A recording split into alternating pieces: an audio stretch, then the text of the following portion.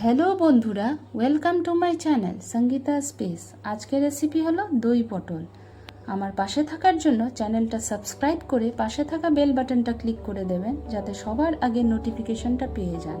রেসিপিটার জন্য নিয়েছি সামান্য গোটা জিরে, তেজপাতা, শুকনো লঙ্কা, একটা বড় সাইজের টমেটো যেটা গ্রেট করে নিয়েছি, পটল আলু 2 টুকরো করে কেটে নিয়েছি, অল্প গ্রেট করা পেঁয়াজ নিয়েছি ও 1 টিস্পুন আদা রসুন বাটা নিয়েছি। ভিডিওটা স্কিপ না করে পুরোটা দেখার অনুরোধ রইল। কড়াইতে প্রয়োজন মতো সর্ষের তেল দিয়ে দিলাম। তেলটা গরম হয়ে গেলে দিয়ে দিচ্ছি আলু ও পটলের টুকরোগুলো। সামান্য নুন ও হলুদ দিয়ে আলু পটলটাকে ঢাকা দিয়ে 5 মিনিটের জন্য রান্না করে নেব। আমি ঢাকা খুলে 2 থেকে 3 বার নেড়েচেড়ে দিয়েছিলাম। সাধারণত পটল কারোর ভালো লাগে না, এভাবে একবার দই পটলের রেসিপি তৈরি করে দেখবেন। থালার ভাত নিমেষেই শেষ হয়ে যাবে, কোনো কথা হবে না। আলু পটলটা ভাজা ভাজা হয়ে গেছে, এবার নামিয়ে নিচ্ছি। কড়াইতে আবার প্রয়োজন মতো সর্ষের তেল দিয়ে দিলাম। ফোড়নে দিয়ে দেব গোটা এলাচ ও কিছু দারচিনি। এবার দিয়ে দিচ্ছি শুকনো লঙ্কা, তেজপাতা ও সামান্য গোটা জিরে। যখন সুন্দর গন্ধটা বের হতে থাকবে তখন যোগ করে দিলাম একটা মিডিয়াম সাইজের গ্রেট করা পেঁয়াজ। 30 সেকেন্ডের জন্য নাড়াচাড়া করে নিয়েছি। তারপর যোগ করে দিলাম 1 টিস্পুন আদা রসুন বাটা। কাঁচা গন্ধ যাওয়া পর্যন্ত নেড়েচেড়ে নেব। তারপর যোগ করে দেব গ্রেট করা টমেটো। এখানে আমি একটা বড় সাইজের টমেটো নিয়েছি, যার মাঝখানের অংশটা ফেলে দিয়েছিলাম, তারপর গ্রেট করে নিয়েছি। 1 মিনিটের মতো ভাজা ভাজা করে নিলাম। তারপর যোগ করে দিচ্ছি 1/2 টিস্পুন হলুদ গুঁড়ো। ঝালের জন্য দিয়ে দিলাম 1 টিস্পুন লাল লঙ্কার গুঁড়ো।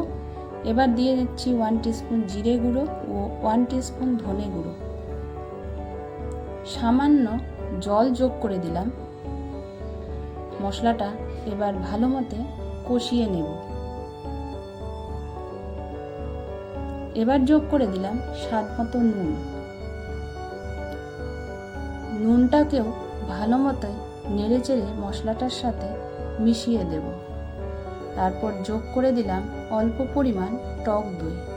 টক দইটা চামচের সাহায্যে খুব ভালোভাবে ফেটিয়ে নিয়েছিলাম। বাটিটা ধুয়েও এখানে জলটা যোগ করে দেব। মশলাটাকে আরও 30 থেকে 40 সেকেন্ড ভালো মতো ভেজে নেব।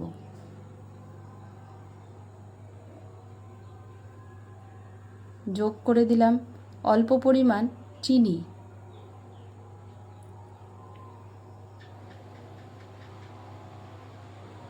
ভালো মতো ভেজে নিয়েই যোগ করে দিলাম ভেজে রাখা আলু ও পটলের টুকরোগুলো।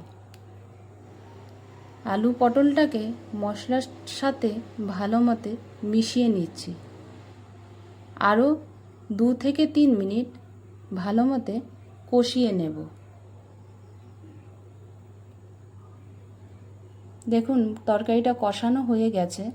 এবার যোগ করে দেব পরিমাণ মতো জল।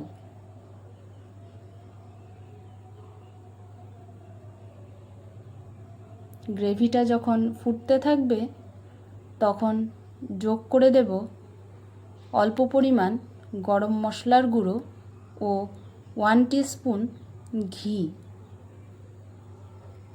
আরও 3 থেকে 4 মিনিট গ্রেভিটাকে ফুটিয়ে নেব। যখন ঘন হয়ে যাবে তখন নামিয়ে নেব। রেসিপিটা অবশ্যই ট্রাই করে দেখবেন। কেমন লাগলো কমেন্টে জানাবেন। ভিডিওটা ভালো লাগলে লাইক ও শেয়ার করবেন। আজকে আসি, আবার দেখা হবে নতুন একটা ভিডিও নিয়ে। টাটা।